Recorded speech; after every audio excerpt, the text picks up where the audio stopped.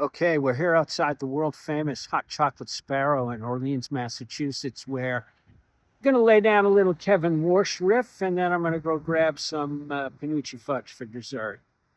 So there were two big question marks about Kevin Warsh coming into this meeting. Is he the uber hawk, or is his reaction function more dovish? Who is Kevin Warsh? And secondly, is he in control of the FOMC? And I put out a video almost 2 weeks ago now entitled The Lonesome Dove. And in that and in some more detailed research to my institutional clients, I suggested he was the lonesome dove, that he was dovish. He does not want to hike rates, but he's not in charge of this committee, and they are barreling towards a rate hike. And I think that's exactly what we got today. So the market got information on the first point.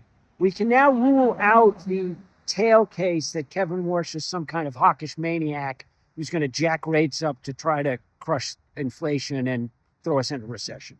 So that tail has receded, and we saw that, I think, reflected in the market price action. But I think the market took more out of this press conference than was really there. Because, yes, the market could see that he's dovish. And ordinarily, when the Fed chair is dovish, you think the Fed's going to be dovish, because for the extent of my career, and probably that of anybody who's watching this, the Fed chair has really been largely in control of the committee. This one is not. So the fact that he leans dovish doesn't really tell us that the Fed's not going to hike rates. In fact, if this is still the Powell Fed, and of course, Jay Powell broke tradition by remaining after his term as chair expired. Why? To protect the institution. He swore he wasn't going to have a little shadow Fed inside the FOMC, but he lied when he said that, apparently, because this is the Powell Fed, which is doing its traditional three-step towards a policy pivot. Step one is you go to a neutral bias. Step two is you signal that you're going to pivot. Step three in September will be the rate hike, unless the data bails out Warsh, but it's going to require either like shockingly weak payroll data or shockingly good inflation data or some combination of the two. Barring that sort of data as we've gotten over the last 3 years, they're going to be hiking in September. So I think the market overreacted to Warsh.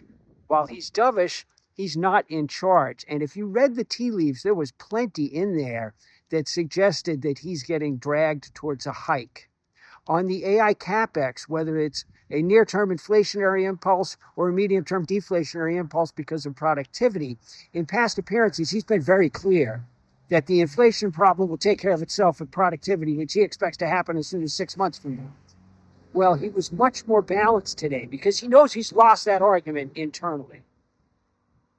And, there was we've been talking about whether to use the tools, and we're going to talk more intensively in coming weeks. He's trying to tell you he can't stop this train. So the reaction of the long end of the bond market was overblown. Again, there might have been some premium in the long bond for the possibility he was going to crush the economy. I never bought that, but many in the market did. That went by the boards today.